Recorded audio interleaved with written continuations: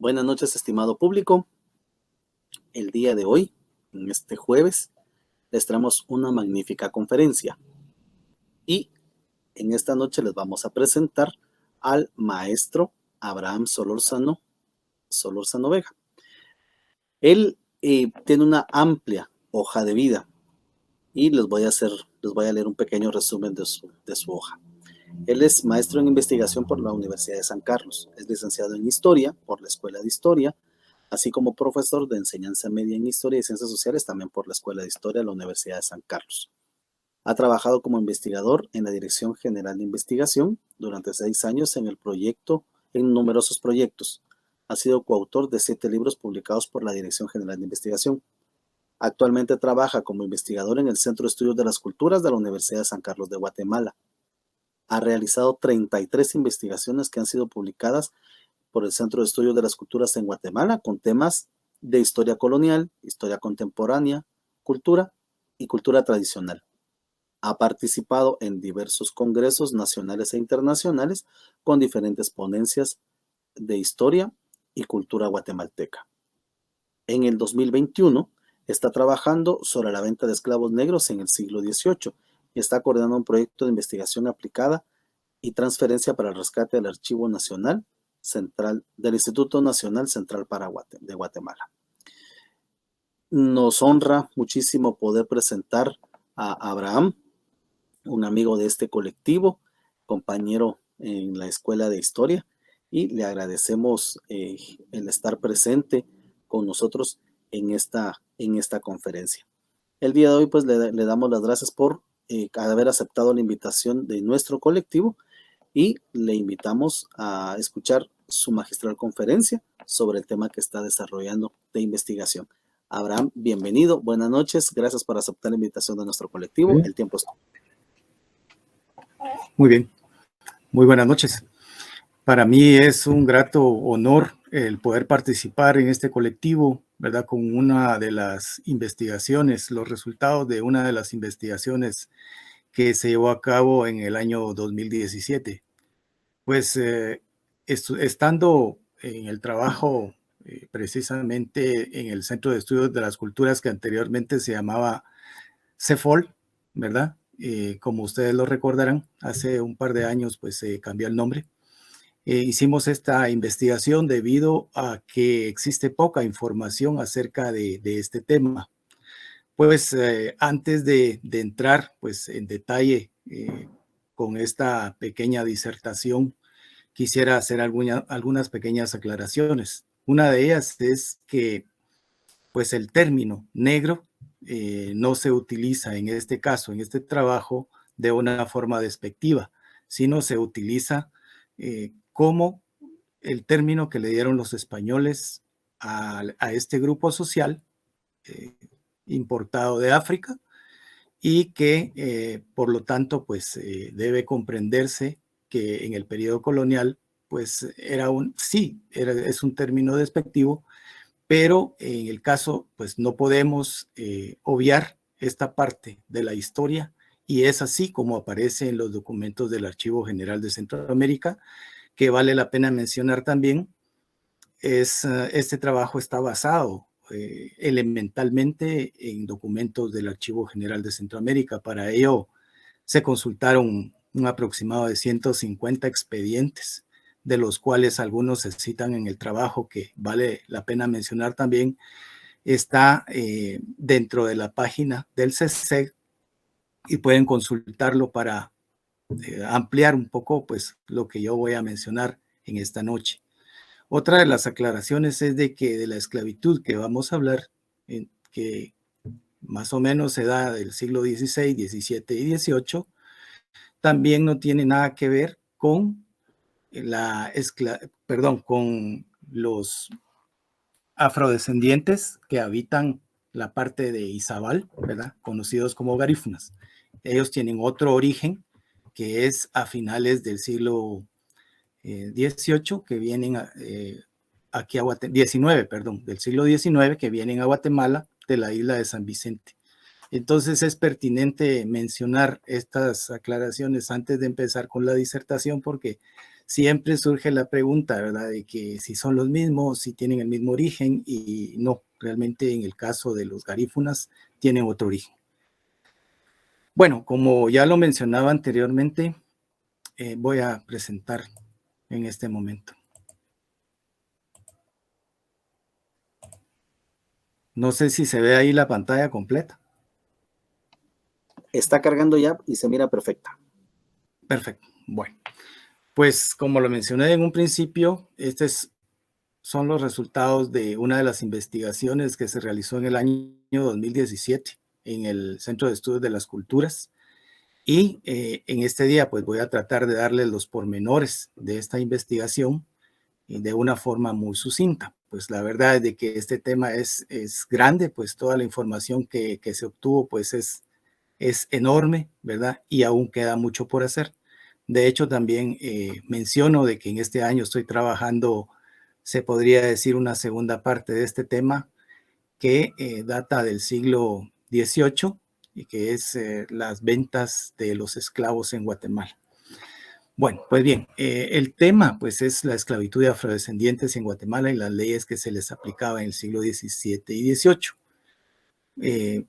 Como bien lo decía Julio, pues yo trabajo para el Centro de Estudios de las Culturas de la Universidad de San Carlos. Y vamos a iniciar con el tema.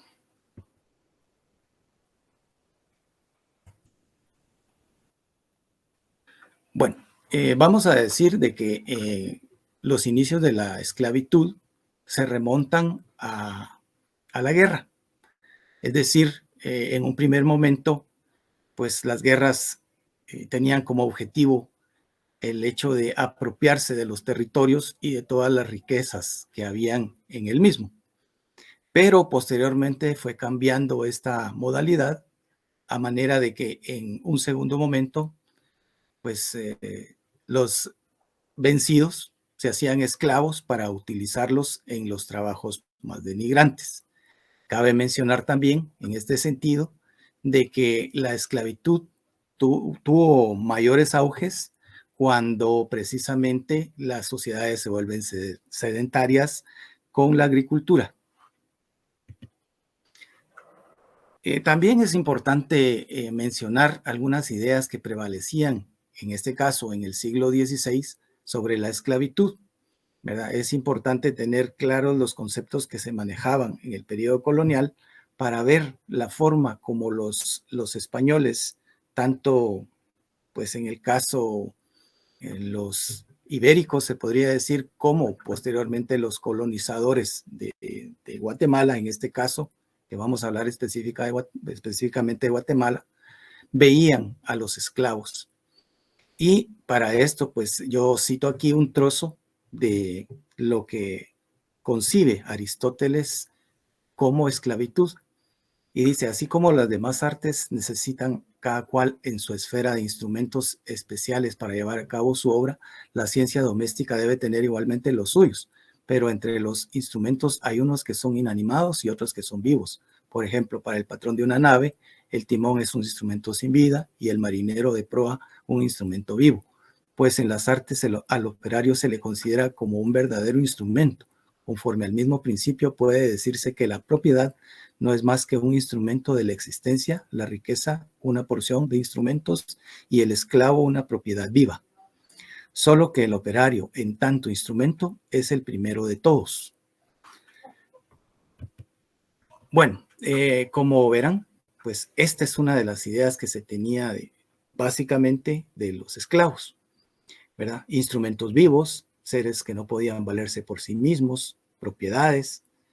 Para los griegos eran seres inferiores, ¿verdad? Que no tenían uso de razón, que eran condenados a esclavos, a ser esclavos por ley natural, que no tenían sabiduría y por sus características corporales estaban destinados a hacer trabajos físicos. Pues dentro de esto tenemos que ver, ¿verdad?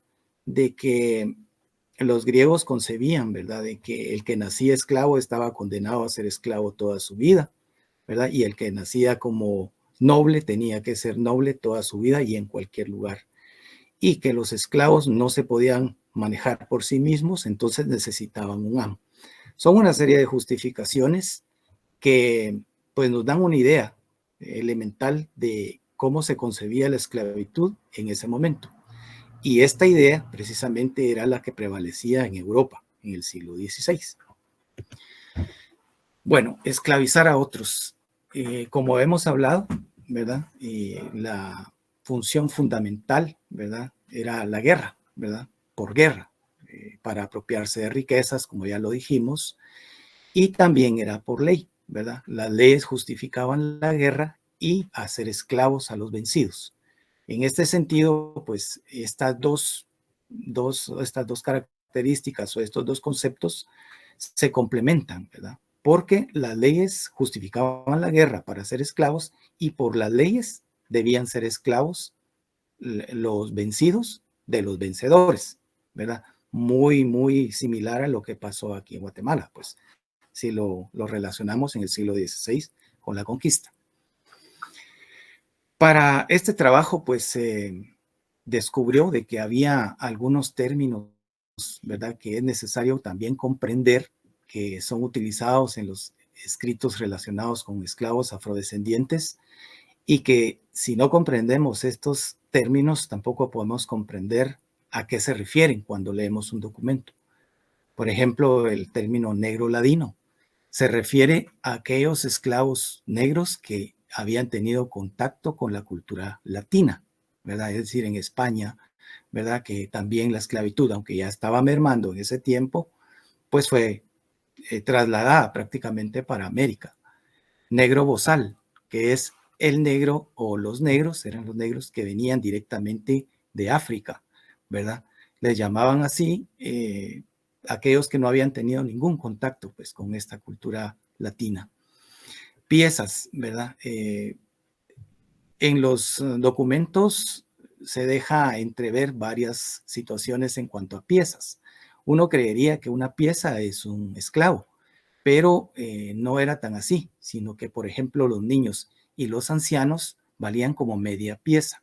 Sin embargo, pues en los estudios que estoy haciendo en la actualidad, he descubierto que en Guatemala, por ejemplo, cuando se hacía una venta a través de una escritura, un escribano público, sí se habla de piezas, ¿verdad? Entonces, aunque en los escritos de España, en los que están en el Archivo General de Centroamérica, se habla de piezas y de que un niño y un anciano valían como media pieza, los escribanos, aunque fueran niños o aunque fueran ancianos, sí los consideraban piezas.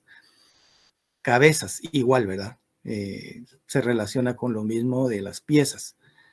Carimbar, pues este es un término que lo utilizaban como la marca que les hacían a los esclavos en la espalda y en el pecho, para que ellos tuvieran no solo esa marca del rey y del asentista, que legalizaba precisamente todo el proceso, sino que también lo hacían con el afán de que si escapaban, pues los podían apresar y otra vez llevarlos a las arcas, digamos, o a los retenes de los retenes reales, ¿verdad? O es decir, los apresaban y los podían vender nuevamente, ¿verdad? Legalmente. Entonces, carimbar era este proceso que hasta 1785 se dejó de utilizar. Era cruel, definitivamente, ¿verdad? Y así le llamaban también al hierro, hierro de carimbar, hierro de marcar, ¿verdad? Era como se marca el ganado, pues en otras palabras, ¿verdad? Asentistas eran los que hacían los contratos con el rey para traer grandes cantidades de esclavos hacia América. Cimarrón, pues en un primer momento, pues en España así se le llamaba al ganado que escapaba hacia las montañas.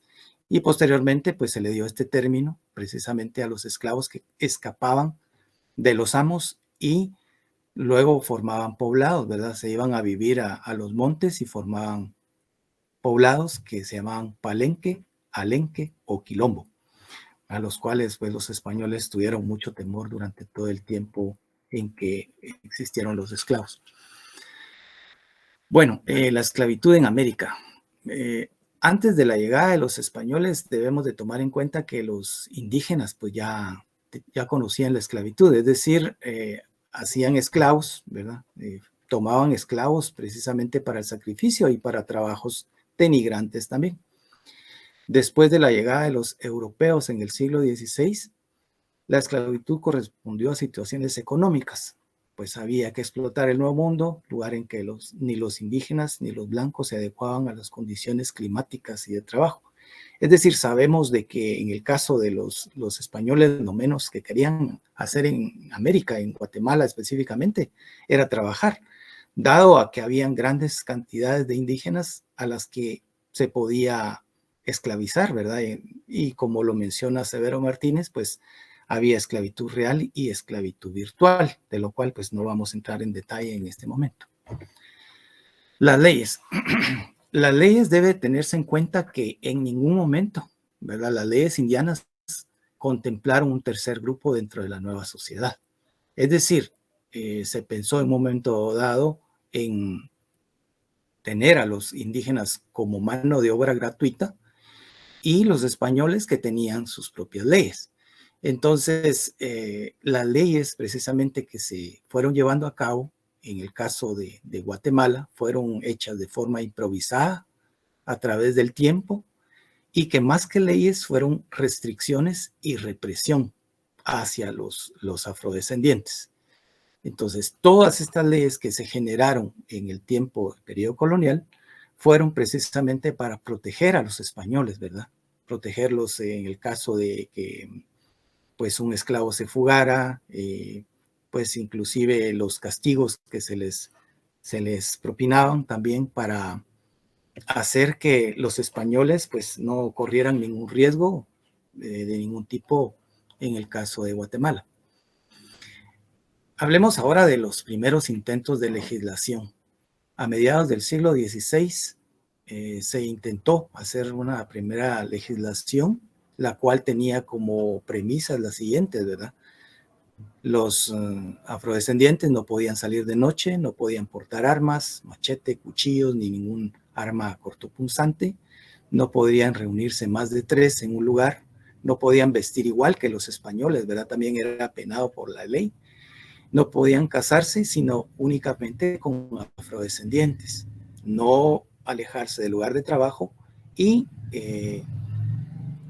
siempre se llevó a cabo una persecución hacia los cimarrones, es decir, a los que vivían fuera de la ley y fuera de los territorios poblados, ¿verdad? El casarse únicamente con afrodescendientes también tiene su sentido, pues siempre los españoles, los colonizadores quisieron tener la segregación de los grupos, ¿verdad? No querían que se mezclaran con otros grupos, por decirlo de alguna manera, porque esto no correspondía a sus intereses económicos, ¿verdad? Al hacerse mestizos, pues poco a poco se iría perdiendo la mano de obra esclava, ¿verdad? Entonces sí tenía un sentido más económico que otra cosa. Nuevamente se retomó el tema legal hasta 1768. Se trató de poner en práctica un nuevo normativo, el cual no fue aprobado. En 1784, tomando como base el anterior, se quiso poner en práctica el Código Negro. Tampoco se autorizó. Y en 1789 se elaboró un escrito para normalizar la esclavitud y homogeneizar las condiciones de vida de los mismos. Nuevamente, no fue aprobado, ¿verdad? La mayoría de los intentos, cabe mencionar, la mayoría de intentos de legislar no se llevaron a cabo porque los colonizadores no estaban de acuerdo. Y no estaban de acuerdo porque esto incluía, pues, también mejoras en las condiciones de vida de los esclavos. Y como se sabe, pues, los españoles lo menos que querían era gastar, ¿verdad? Gastar en ropa, en alimentación y otras cosas, como veremos más adelante. Los problemas que se tuvieron para generar las leyes. Uno es que los decretos estaban encaminados a la normalización de la mano de obra esclava, ¿verdad? Entonces, los decretos nunca estuvieron en pro de los derechos de los afrodescendientes, sino que en esa normalización de la mano de obra esclava que necesitaban los españoles en los campos y en los ingenios y también además pues en las pocas minas que existieron, ¿verdad? Por otra parte, no se hacía distinción entre afrodescendientes esclavos, libres, mulatos y zambos. Es decir, a través del tiempo, como lo veremos más adelante, los esclavos podían liberarse, ¿verdad? Podían comprar su libertad o en algunas ocasiones, si contaban con la suerte de que el amo les diera su libertad gratuita, pues enhorabuena, pero siempre quedaban sujetos a las mismas leyes de los esclavos, ¿verdad? Por otra parte, la población de origen africano en el siglo XVIII había crecido. A la vez, gran parte de ella era libre. Entonces, en este sentido, también cabe mencionar de que las leyes no estaban contempladas para los afrodescendientes libres, sino para esclavos. Pero como no había otra ley y también tenían ciertos temores que al liberarse los afrodescendientes pudieran volcarse contra los españoles, entonces seguía imperando la misma ley de los esclavos. Bueno, posteriormente, pues la adaptación de las leyes al grupo social emergente sobre la marcha y con gran carga de violencia, lo cual, como se sabe, formó parte de la vida cotidiana. Bueno, y sigue formando parte de la vida cotidiana también en el caso de Guatemala, ¿verdad? Pero se debe a esto, ¿verdad? A esa violencia que había y que más era represión, como lo recalco, ya lo había dicho anteriormente. Bueno, cabe preguntarse también por qué surgió la idea de traer esclavos afrodescendientes a Guatemala, ¿verdad? Cualquiera diría, bueno, pero si había suficientes indígenas y mano de obra gratuita, esclava virtual y esclava real, ¿por qué traer entonces un grupo emergente que viniera pues a estos territorios? Y las respuestas pues las tenemos, ¿verdad? Y después de 1542, con la implantación de las leyes nuevas que se pusieron en práctica en 1544, según Severo Martínez Peláez, pues esto lo que hizo fue que al liberar en los documentos o en teoría a los indígenas, pues los españoles pensaron inmediatamente pues que al quitarles la mano de obra, pues ya ellos no tenían razón de ser en estos territorios, ¿verdad? Porque los brazos eran los elementales. Recordemos que en Guatemala no había oro en grandes cantidades, ni más riquezas que la mano de obra y tierras. Entonces, al quitarles la mano de obra, pues fue una debacle, ¿verdad? Se puede decir para los españoles, porque les quitaban su fuente de riqueza. Entonces, en este sentido, los colonizadores presionaron a la corona para importar esclavos, ¿verdad? La falta de mano de obra también debe de aclararse, ¿verdad? Y sabemos efectivamente que ya para el siglo XVI, después de mediados del siglo XVI, pues mataron una gran cantidad de indígenas, ¿verdad?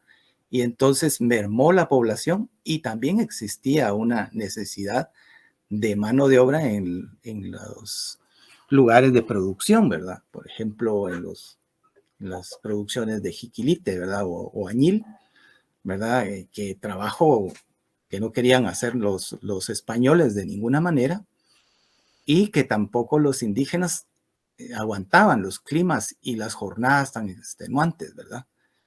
Bueno, la ejecución de trabajo pesado no podía ser de ninguna manera obviada, ¿verdad? En ese tiempo. Entonces la corona autorizó el comercio, ¿verdad? Y la primera embarcación llegó a América, es decir, a Centroamérica en 1543, Honduras. 150 esclavos llegaron, ¿verdad? Embarcados.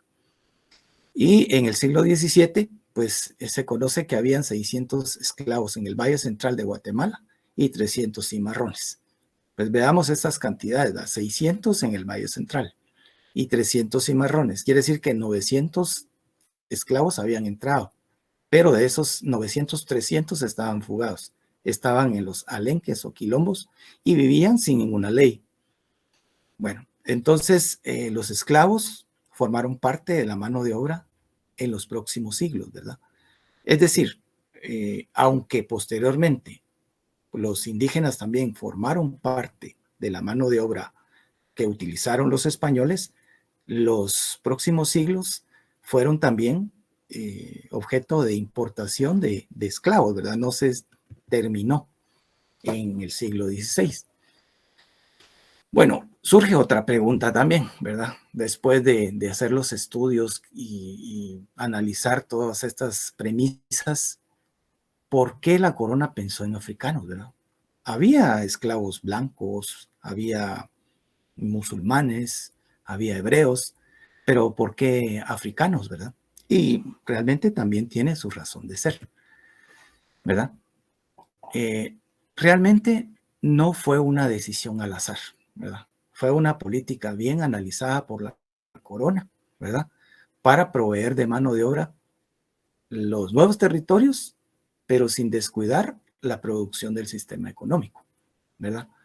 Entonces, los esclavos blancos o musulmanes no podían ser transportados hacia Centroamérica porque se tenía la idea de que no convenía a los intereses del sistema, ya que ellos habían tenido contacto con las culturas latinas, ¿verdad? Y además de eso, no podían ser objeto de cristianización. Entonces veamos ahora las ventajas de los africanos, según la corona, ¿verdad? Debían ser bozales, como lo hemos dicho, porque no tenían que haber tenido ningún contacto con las culturas latinas, ¿verdad? Debían de ser importados desde África hasta Centroamérica. Por otra parte, por su color podían ser reconocidos inmediatamente, ¿verdad? Inclusive objeto de apresarlos nuevamente y no se podían confundir, ¿verdad? Según el criterio de la corona. Podían ser cristianizados. Pues esto estaba por verse, porque realmente se debe tomar en cuenta que ellos traían sus propias culturas, sus propias religiones y sus propias creencias. Entonces, no era tan así como lo pensó la corona. Eran resistentes a enfermedades europeas. Esto también estaba por verse, y por otro lado tenía la idea el rey, ¿verdad?, de que podían ser sometidos fácilmente. Esto era lo menos. Yo considero que esto era lo menos que podían hacer. Y prueba de ello es de que no aceptaban el sometimiento y se fugaban e iban a vivir a los lugares más inhóspitos, se puede decir, del territorio, ¿verdad?, sin ley alguna. Por otra parte, también había grandes cantidades disponibles de ellos en África. En esto, pues sí había alguna razón de peso, ¿verdad? Porque por más que importaran y que inclusive murieran en los traslados o bien en el trabajo, pues se podían seguir importando sin acabar con los afrodescendientes, ¿verdad? Veamos ahora la utilización de los esclavos y esclavas, ¿verdad? Como primera parte, como ya se ha mencionado, era para sustituir la mano de obra indígena, ¿verdad? Esa fue la razón fundamental, ¿verdad? Sustituir la mano de obra indígena, ¿verdad? Otra era para trabajos en minas, cultivo de jiquilite, como ya lo habíamos mencionado, y en los ingenios, ¿verdad? Que hubo también de ingenios de azúcar, ¿verdad? Y también las minas, ¿verdad? Las pocas minas que hubo en Guatemala, hubo tal vez nada, ¿verdad? En Honduras conocemos que hubo algunas. Y para comercializarlos también. Las mujeres eran utilizadas para trabajos domésticos y pues también como concubinas de los españoles, ¿verdad? Que cabe mencionar, pues en este caso, en el trabajo que se está llevando a cabo en este año, pues se ha visto infinidad de escrituras, ¿verdad? En donde muchos españoles compran esclavas jóvenes, ¿verdad? Que les dijera 16, 18, 20 años y las llevan a sus casas, pues no dice específicamente como concubinas, pero muy probablemente era una de los usos que les daban, ¿verdad? Ahora, veamos los beneficios de la corona con el tráfico de esclavos, ¿verdad? Podría preguntarse uno, ¿por qué la corona incentivó el comercio de esclavos, ¿verdad? ¿Por qué no lo frenó? Pero, lógicamente, la corona salía beneficiada con cierto tipo de cobros por concesiones, licencias, asientos, ingresos a los puertos y las compraventas que hacían los escribanos en el caso de Guatemala. los cobros a esclavistas, que eran de 2 pesos anuales por cada esclavo, ¿verdad? Es decir, pues un esclavo que estaba registrado, que estaba comprado pues legalmente, pues tenía que hacerse una escritura con un escribano y anualmente por ese esclavo, como estaba registrado y había registros también en el gobierno, tenía que pagar 2 pesos anuales, ¿verdad? De eso no se escapaba. Pues el cobro de 6 pesos por cada grupo que ingresaba pues a los puertos, el cobro del 3% del valor del esclavo en las compraventas de alcabala, que le llamaban, ¿verdad? Por estas condiciones, el rey no frenó en ningún momento la comercialización, sino la incentivó y en un momento dado la liberó. Bueno, por otra parte, también debemos de ver quiénes compraban esclavos, ¿verdad? En gran cantidad, tanto de documentos del Archivo General de Centroamérica, específicamente relacionados con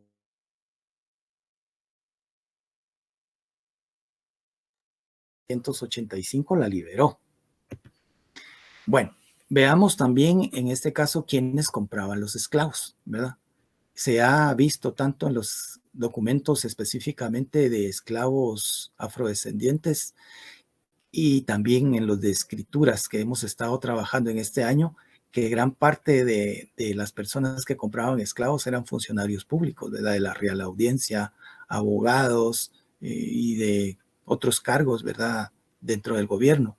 La iglesia también, la iglesia pues no solo participó en lo que fue el tráfico de esclavos en el sentido de que el dominico Fray Bartolomé de las Casas fue uno de los que propuso la importación de los esclavos a Guatemala, ¿verdad? Con tal de proteger a los indígenas, ¿verdad? Protegió a unos y descuidó a otros, ¿verdad? Porque pues pensaba de repente que los afrodescendientes no eran hombres, ¿verdad? Como la gran discusión que se tuvo en un momento dado.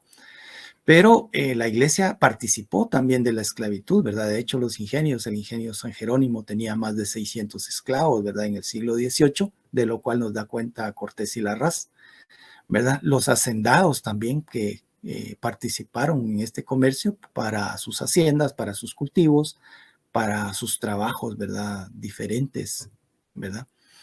Y hombres y mujeres españolas, ¿verdad? Como hablamos, formó parte de un comercio, ¿verdad? Las mujeres españolas compraban normalmente mujeres para damas de compañía, pero a la vez cuando las mujeres esclavas se reproducían, ¿verdad? Cuando tenían hijos, pues igual sabemos de que un hijo de una esclava o hija de esclava, pues es también esclavo. Entonces después vendían a los hijos y se quedaban con su dama de compañía siempre. Las condiciones que se vivían a nivel general, ¿verdad? Como vemos, pues existió un comercio lícito e ilícito. El lícito, pues, era aquel que llenaba todas las condiciones legales, desde el transporte solicitado al rey de España, ¿verdad? Hasta todos los pagos que se tenían que hacer, las marcas que les tenían que hacer, todo eso era un comercio lícito. Pero existió el comercio ilícito también, ¿verdad? Porque había barcos piratas que asaltaban las embarcaciones de esclavos y los vendían sin mayor problema. Guatemala, pues también debemos de tomar en cuenta que no tuvo en el caso, pues una gran cantidad de esclavos como se pensaría, pero sí fue un centro de comercio. Tenemos que recordar que el llamado Reino de Guatemala, ¿verdad? Que más bien fue una capitanía general, fue el centro de los países que hoy conforman Centroamérica y lo que hoy es Chiapas. Entonces, como centro de comercio, pues también grandes cantidades de esclavos venían a Guatemala y aquí eran comercializados, probablemente por el hecho también del lugar geográfico como centro, tanto para Centroamérica como para México, ¿verdad? Había pues bastante tráfico, ¿verdad? De esclavos. Entonces, Guatemala, pues no se puede decir que fue tal vez uno de los países que tuvo más esclavos, como sí pues, lo tuvo El Salvador, ¿verdad? Como hablamos, por la producción del jiquilite o añil, pero sí fue un centro de comercio y tuvo que ver con las compras-ventas. La utilización de los esclavos en obras públicas, ¿verdad? También debe tomarse en cuenta de que el gobierno, ¿verdad?, de Guatemala también participó, ¿verdad?, de la mano de obra de los esclavos y los utilizaba en obras públicas. Por ejemplo, cuando apresaban a algún esclavo que no tenía marca o bien que andaba vagando por algún lugar, venían, lo apresaban y lo utilizaban para las obras públicas. O bien, también lo podían marcar y lo podían vender, ¿verdad?, de una forma ya legal. ¿Verdad? Se adquirían esclavos por compra, por herencia, por secuestro, donación, juegos de azar, compra de una finca. En este sentido, vale la pena mencionar, ¿verdad?, de que lo más normal era por compra-venta, ¿verdad?, con un abogado, pues una escritura, y pues el comprador pagaba los gastos de la escritura y todo lo demás. Pero también se podían heredar, ¿verdad? Alguien cuando hacía un testamento heredaba, si tenía 1 o 2 esclavos, lo dejaba consignado y entonces era entregado el esclavo o esclava al beneficiario por secuestro, ¿verdad? Digamos que un esclavo era secuestrado por algún finquero, lo guardaba o lo tenía en resguardo en su finca, lo ponía a trabajar y una vez no se diera cuenta, pues el esclavo seguía trabajando para ese nuevo dueño, ¿verdad? Sin haberlo pagado. Era como un robo, se podría decir, ¿verdad? Por donación, ¿verdad? Pues alguien podía venir y regalarle un esclavo o una esclava sin mayor problema a otra persona. Por juegos de azar, ¿verdad? Los podían apostar, ¿verdad? También en estos trabajos que estamos haciendo en este momento, pues se ha visto de que se podían hipotecar o se podían empeñar, además de que se podían alquilar también, ¿verdad? Por compra de una finca, ¿verdad? Había quienes que compraban una finca y dentro del valor de la finca también estaba ya incluido los esclavos que trabajaban ahí, ¿verdad? Entonces, estas eran algunas de las formas, ¿verdad?, que se utilizaban, ¿verdad? Los mecanismos de control utilizados por la corona, con la marca como símbolo de legalidad, fue abolida en 1785. Padrones y registros que llevaba el gobierno, ¿verdad?, para el control de los esclavos, ¿verdad? Datan los documentos de 1762 que dicen de que los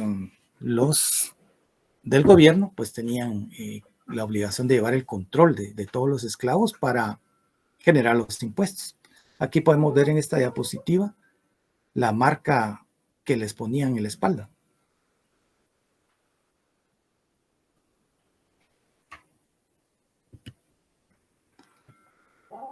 Podía preguntarse uno en este sentido, ¿tenían algún derecho los esclavos? Y bueno, dentro de los documentos se ha encontrado de que podían demandar a los dueños por malos tratos, pues qué tanto podía ser una demanda o qué tanto podía ganar la demanda un esclavo, pues habría que verlo también, ¿verdad? Pero los podían demandar por malos tratos para que se les consiguiera otro dueño, mientras que se daba el caso, ¿verdad?, de conseguirles otro dueño, pues permanecían en alguna cárcel, ¿verdad?, o en algún lugar en resguardo fuera del dueño legal. Y también estaba el derecho de buscar un nuevo dueño. Ellos podían en la calle, pues preguntarle a alguien si no quería comprarlos, ¿verdad? Y era una forma de liberarse del dueño anterior, ¿verdad? Dentro de los castigos, podemos mencionar de que dentro de los castigos, pues como el dueño era el que mandaba, ¿verdad? No había ninguna restricción. Estaban los azotes en público o en privado, la utilización del cepo y cadenas, el corte de orejas, marca en el rostro, quemaduras, castración, lo cual según las leyes fue abolida en 1540 y eso es lo que sabemos hasta ahora, ¿verdad? Pero también, aunque se ven los castigos desde un punto de vista cruel, los castigos debe mencionarse que estaban encaminados a amedrentar, llamémosle, hacer que los esclavos obedecieran, pero nunca a acabar con ellos. Es decir, estaban encaminados a el resguardo de las partes, llamémosle, más vulnerables, ¿verdad? Por ejemplo, nunca les quebraban los huesos, por supuesto, ¿verdad? Porque Primero hay que tomar en cuenta de que era un precio caro el que tenían que pagar, pues los precios oscilaban entre 100 y 200, 250 pesos, lo cual era una gran cantidad en ese tiempo. Y por otra parte, si alguien les quebraba los huesos a los esclavos, ya no podían trabajar. Entonces, en lugar de trabajar, pues se volvían un estorbo. Entonces, tenía su razón de ser también, ¿verdad? Por eso, lo que más se daba en ese tiempo eran los azotes, en público o en privado. Aquí en esta diapositiva podemos ver, ¿verdad? Una de las fotos de un negro que está azotado, ¿verdad? En la espalda, ¿verdad? Las formas tan crueles de castigarlos, ¿verdad? Los colgaban, pues no había, como hablamos, restricciones, ya que el dueño era el que decidía cuál castigo le daba a su esclavo. Dentro de las circunstancias no previstas por la corona, pues como hablamos, ¿verdad? Se les salió de control en un momento dado a que no pensaron de que estos africanos pues podían en un momento dado fugarse y formar poblados, ¿verdad? Los quilombos o alenques, ¿verdad? Entonces esto no estaba previsto por la corona, ¿verdad? Y las leyes estaban encaminadas a la recuperación de esclavos y represión en contra de los líderes, era lo que hablábamos anteriormente, ¿verdad? Cuando apresaban a algún líder, lo torturaban hasta que delatara pues a los demás y pudieran apresar una gran cantidad de esclavos. Bueno, los asentamientos de fugados, como sabemos, fueron siempre un peligro para los españoles, ¿verdad? Y para indígenas también, porque ellos como no estaban legalmente, ¿verdad? No podían trabajar legalmente, no podían comprar nada legalmente. Entonces lo que hacían era robar, asaltaban las caravanas que iban para el Golfo Dulce, ¿verdad? Hoy Izabal, donde llegaban los barcos, ¿verdad? A cargar o descargar. Y entonces, pues de eso vivían. Asaltaban también los poblados, ¿verdad? Tanto de españoles como de indígenas. Entonces, esto siempre fue un peligro y también fue un miedo que tuvieron los españoles de la existencia de estos lugares, ¿verdad? Y lo cual, como hablamos, se les salió de control. El matrimonio de los esclavos. Las autoridades siempre quisieron mantener la segregación de los grupos. En un primer momento, el matrimonio únicamente lo permitían entre esclavos. Posteriormente se autorizó el matrimonio con personas libres, pero con condiciones. Es decir, en este sentido, por ejemplo, una esclava se podía casar con una persona libre, pero la esclava seguía siendo esclava. Y si tenía un hijo, el hijo era esclavo. Entonces, para poder liberarla, el esposo tenía que pagar la libertad de esa esclava para que fuera totalmente libre y ya no tuviera nada que ver con el amo, con el dueño, ¿verdad? Y también existió la unión entre esclavos e indígenas, ¿verdad? De hecho, sabemos, ¿verdad?, que producto de esas uniones salieron los ambos, ¿verdad? Se dio como producto de ese mestizaje. Pero los ambos también entraban dentro de las categorías y leyes de los esclavos, ¿verdad? Se dio la unión entre españoles y esclavas. Normalmente era el hombre español y la esclava, ¿verdad?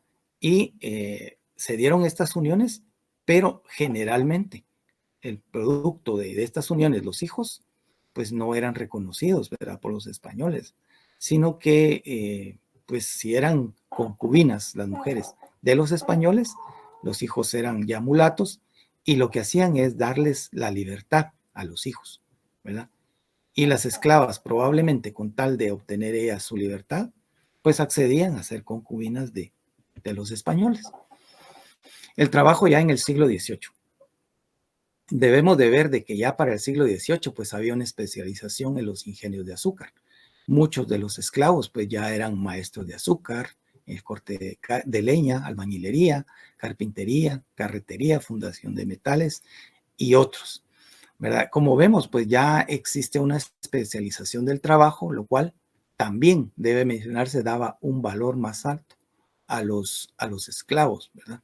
Y ya van pasando de un estatus social a otro, aunque no dejan de ser esclavos, pero eran tratados con más, llamémosle vehemencia, ¿verdad? También laboraron como mayordomos, cocineros, cocheros, vaqueros, conductores de repas de mulas, capataces, administradores de haciendas, guardianes, empleados de confianza y otros. Las mujeres fungieron como damas de compañía, nodrizas, niñeras, entre otros. En 1790 existió una iniciativa de ley también para evitar los excesos de los españoles. Como hemos hablado, ¿verdad? Muchas de las leyes estaban encaminadas precisamente a evitar esos excesos, pero también para evitar que se fugaran los esclavos y que formaran estos quilombos o alenques, ¿verdad? Porque esto era más peligroso todavía, ¿verdad? Y podía traer consecuencias tremendas, ¿verdad? Pues estaban encaminadas también a un trato más justo, ¿verdad? Para los esclavos, mejores condiciones de vida, evitar las sublevaciones, exigir a los dueños un ambiente favorable de vida, alimentación 3 veces al día, vestuario adecuado, lugar adecuado para dormir, no obligarlos a trabajar más allá de sus fuerzas y asistencia médica. Veamos esto. Alimentación 3 veces al día. Quiere decir de que antes de 1790 los esclavos no comían 3 veces al día. Su vestuario era inadecuado, ¿verdad? Por no decir harapos, ¿verdad? Lugar adecuado para dormir, probablemente, o lo más seguro es que dormían en el suelo, y no obligarlos a trabajar más allá de sus fuerzas, según dicen los documentos del Archivo General de Centroamérica. Quiere decir de que las jornadas también eran extenuantes, ¿verdad? Además de darles asistencia médica. La asistencia médica, pues, normalmente se las daban precisamente porque se enfermaban y si morían, pues los españoles perdían gran cantidad de dinero. Entonces, no les convenía, ¿verdad? Entonces, siempre existió esa situación de darles asistencia médica para resguardar su inversión. Las restricciones del conjunto de leyes, ¿verdad? Las restricciones que estaban hacia los afrodescendientes era vivir cerca de los pueblos indígenas, trasladarse a un lugar, o sea, las restricciones son estas, o sea, no podían vivir cerca de los pueblos indígenas, no podían trasladarse de un lugar a otro sin su dueño, ¿verdad? Tenían que ir acompañados, no podían transitar en los mercados, no podían permanecer cerca de los ríos donde iban las indígenas a proveerse de agua. Y esto es muy lógico de pensar, ¿verdad?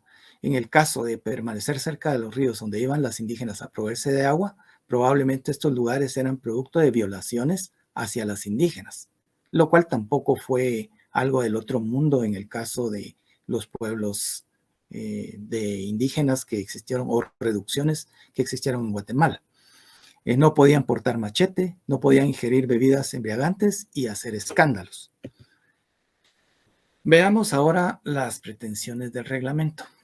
Pues una de las pretensiones era estandarizar la explotación de los esclavos, ¿no? O bien homogenizar las condiciones, o bien también homogenizar las condiciones de vida. Pero este reglamento, que venía desde 1785, fue autorizado hasta 1819. Veamos la cantidad de tiempo que pasó y pocos años después pues, fue abolida la esclavitud. Entonces, realmente, como vemos, pues no fue una situación en donde los afrodescendientes gozaran de estas condiciones de vida durante mucho tiempo. Veamos ahora también, y podríamos preguntarnos, ¿verdad? ¿Podría entonces alguien con estas condiciones, ¿verdad? En el caso de los esclavos, comprar su libertad o bien obtener su libertad? Y dentro de los documentos se encontró que sí, ¿verdad? La mayoría de las libertades que se obtenían y de las que se ha encontrado datos en las escrituras es por compra, ¿verdad? Ahora, ¿cómo podía comprar un esclavo su libertad si todo el día estaba trabajando para los amos o para los dueños? Y existían varias formas, ¿verdad? Pero básicamente iba a depender del criterio del dueño. Pues los esclavos podían venir y dedicarse a limpiar zapatos, a trabajos extras fuera del horario de su trabajo, ¿verdad? De su trabajo con el dueño. Pero una vez también el dueño lo permitiera. Esa es otra de las situaciones, ¿verdad? Podían dedicarse a hacer trabajos técnicos, ¿verdad? Cortar pelo o alguna otra situación que les generara algún dinero para juntar y comprar su libertad. Cabe mencionar también en este sentido de que en las escrituras existe un decreto, o se podría decir, ¿cómo lo podrían decir los abogados? Una cláusula en donde se menciona de que un esclavo no lo pueden vender, no en todas, por supuesto, no lo pueden vender por más de cierta cantidad. Y esto era para dar oportunidad al esclavo a que comprara su libertad, ¿verdad? Por testamento, ¿verdad? Si alguien, por los servicios que le había prestado el esclavo, decidía en el testamento dejarlo libre, pues eso se tenía que cumplir, ¿verdad? La obtención por testamento. Por manumisión, ¿verdad? Esto generalmente se daba en el caso de los, como mencionábamos, hijos de españoles con esclavas, ¿verdad? Que les daban su libertad sin ningún pago. Por trabajo, ¿verdad? En el caso de Zacualpa, ¿verdad? En el caso de Guatemala, 35 esclavos trabajaron durante 10 años una finca, lograron pagar su libertad y quedaron libres, ¿verdad? Otra cosa es que pasaban al estrato más bajo de la sociedad, aunque compraran su libertad, pues no eran totalmente libres, se podría decir, aunque pareciera una ambigüedad, pero pasaban al estrato más bajo de la sociedad y quedaban sujetos a las leyes de esclavos. Entonces, esto era una de las situaciones más tremendas en cuanto a que no podían abandonar totalmente el lugar donde habían trabajado, y muchos de ellos se quedaban trabajando tal vez ya por un sueldo dentro de las mismas fincas donde habían sido esclavos o con el mismo dueño, ¿verdad? Bueno, también ya para el siglo XVIII debe mencionarse de que hubo un derrumbe en el mercado de esclavos, ¿verdad? También, pues aquí cabe lo que mencionaba anteriormente, ¿verdad? La organización de un nuevo repartimiento de indígenas, ¿verdad? Que hizo que no existiera tanta necesidad de mano de obra. El peligro para los terratenientes españoles, ¿verdad? Por los quilombos, ¿verdad? Que pudieran asaltar los pueblos y pudieran volverse, pues, una amenaza constante para los españoles. Llegó el momento en que los españoles solicitaron ya no autorizar el comercio, pero sin embargo se fue llevando a cabo de igual manera. O sea, siempre siguieron viniendo esclavos a Centroamérica. En el siglo XVIII existía un gran número de esclavos ya liberados. Esa es otra de las situaciones, ¿verdad? De que muchos eran libres y entonces formaban parte de la mano de obra ya pagada, ¿verdad? Pero había una gran cantidad de mano de obra dentro del mercado. Y existía un gran número de ladinos y mulatos también, ¿verdad? Que también formaban parte del mercado laboral. La liberación del comercio de esclavos. Ya para 1790, pues el rey liberó el comercio y tráfico de esclavos, ¿verdad? Como lo hemos hablado, pues era un gran negocio, pues, y se liberó totalmente. Ya no había restricciones para la compra-venta, para el traslado, tráfico, ni nada. Se trató de convencer a los colonizadores que con la premisa de prosperidad obtuvieran más esclavos para obtener más ganancias, más producción. Pero siempre existía esa situación, ¿verdad? Producción versus también inseguridad, ¿verdad? Que como hablamos, no eran personas tan fáciles o dóciles como sí lo eran los indígenas de mantener, ¿verdad? Sino que se rebelaban y huían a los quilombos o alenques.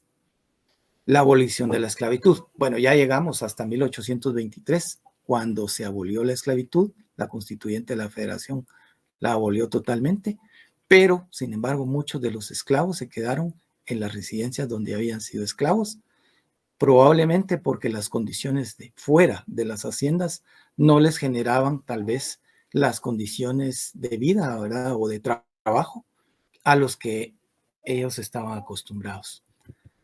Con esto, pues yo termino esta presentación de una forma muy breve, ¿verdad? Hay mucho más todavía acerca de este tema, pero bueno, será en otra oportunidad que podamos platicar y que podamos resolver algunas dudas que tenemos, ¿verdad? En cuanto a lo que se está trabajando en este año acerca de las escrituras de compra-venta de esclavos afrodescendientes. Muchas gracias. Muchas gracias, Abraham, por tu magnífica presentación. Por razones de tiempo vamos a hacer lectura a 3 preguntas. La primera es un comentario de José Barrios. Dice, fue una decisión de la América española y la inglesa con un activo comercio en manos de los portugueses. Eso mermó muchísimo la población nativa. No sé si quieres hacer algún comentario a esto que nos escribe José Barrios. Disculpa, fíjate que quisiera ver si me puedes repetir la pregunta. Con todo gusto. Fue una decisión en la América española y la inglesa con un activo comercio en manos de los portugueses. Eso mermó muchísimo la población nativa. ¿Sería esto un factor?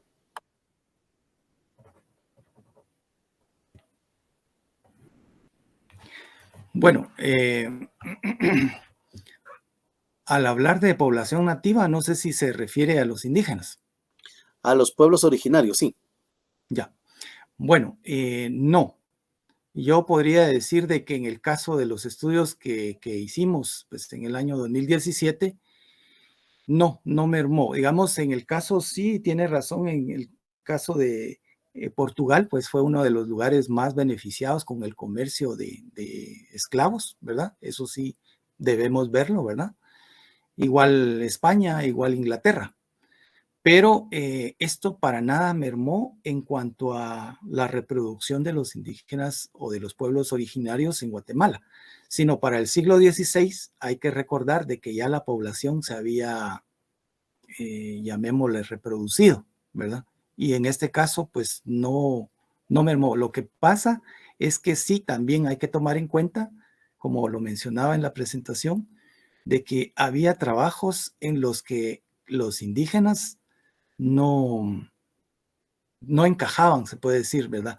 No porque no pudieran hacer el trabajo, bien, lo podían hacer, pero por ejemplo en el cultivo de jiquilite, ¿verdad? Que las jornadas son extenuantes, el clima es cálido, entonces quienes más aguantaban este tipo de clima y estas condiciones eran los africanos. Entonces, de hecho, pues es por ello de que gran parte de los esclavos pues se concentró en El Salvador. Y de hecho, pues lo hablábamos en un congreso con unos compañeros que vinieron de la Universidad de El Salvador, de que la mayoría de la población de El Salvador pues es de origen africano, pero ellos no lo aceptan, sino que ellos dicen que no, que son españoles. Pero en el caso, simplemente no mermó de ninguna manera la reproducción de los pueblos originarios. Muy bien, muchas gracias. Pregunta Romeo Fuentes. ¿De qué parte de África procedían los esclavos que estuvieron en Guatemala? Bueno, no había un solo lugar del que procedían, ¿verdad? Los documentos nos hablan de varios, ¿verdad? Es decir, de toda África. Y como hablábamos, ¿verdad? En el caso de los, no tengo ahorita los nombres exactamente, pero no es un solo lugar, ¿verdad? Sino que son varios de los que mencionan los documentos del Archivo General de Centroamérica, ¿verdad? Perfecto, muchas gracias. Sí, tenemos una final de nuestro amigo y Catalino Escobar. Él ya nos dio una conferencia. Hoy estuvo presente en el Congreso Centroamericano hablando señor de Esquipulas y nos dice, excelente conferencia, dice el maestro Catalino Escobar. ¿Qué práctica religiosa era la más significativa entre estas poblaciones afrodescendientes? Gracias por tan importante disertación. Bueno, realmente hasta las situaciones culturales de los esclavos africanos, pues no llegamos. Los documentos del Archivo General de Centroamérica no nos dan cuenta de la religión que ellos profesaban, ¿verdad? En el caso, cuando llegan a Guatemala, sí podemos decir de que una de las condiciones importantes que la corona impone a los españoles colonizadores es que deben ser cristianizados, ¿verdad? Deben llevarlos a misa, o si es un lugar alejado, debe ir un sacerdote a dar la misa a los lugares. Pero en cuanto a religión, precisamente, ¿qué religión profesaban ellos? Sí, no hay datos, ¿verdad? No podemos decir qué religión era la que tenían.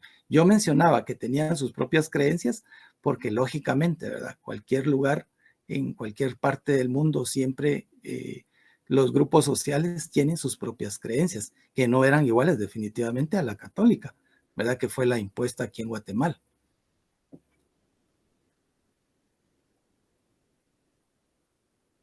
Perfecto. Una última. Estaba penalizado el concubinato de las esclavas. No, definitivamente no. De hecho, eso se daba, pues los españoles tenían sus esposas, ¿verdad? Y tenían como concubinas a las esclavas, ¿verdad? Era algo que era muy normal en el periodo colonial, ¿verdad? Y de hecho, pues muchos de los españoles compraban. Hay una situación bien importante, ¿verdad? Que en las ciudades se comercializaban más mujeres y en el campo más hombres. ¿Verdad? Tiene cierta lógica, ¿verdad? En el sentido de que las mujeres pues servían para oficios domésticos y quienes las compraban eran las familias adineradas, pero los españoles las utilizaban como concubinas, lo cual no estaba penalizado de ninguna manera, ¿verdad? Y hay que tener en cuenta que eran esclavas, ¿verdad? Por una parte, y por otra parte, las leyes siempre protegían a los españoles. Entonces, sobre eso no había ninguna penalización para el español que tenía como concubina a un esclavo. Perfecto, muchas gracias. Y hay una última pregunta. ¿Dónde pueden encontrar la bibliografía y las investigaciones sobre este tema? Bueno, pueden abocarse a la página del CC, ¿verdad? Ahí dentro de la página pues está este trabajo, ¿verdad? Con el título que presenté yo, ¿verdad? El tema. Y está publicado en la revista, les voy a decir, aquí la tengo a la mano. La revista Tradiciones de Guatemala de 89-2018. Entonces ahí está tanto el trabajo, pues un tanto más explicado. Ahí están los lugares de donde venían los esclavos, ¿verdad? Que no lo tengo ahorita en mente.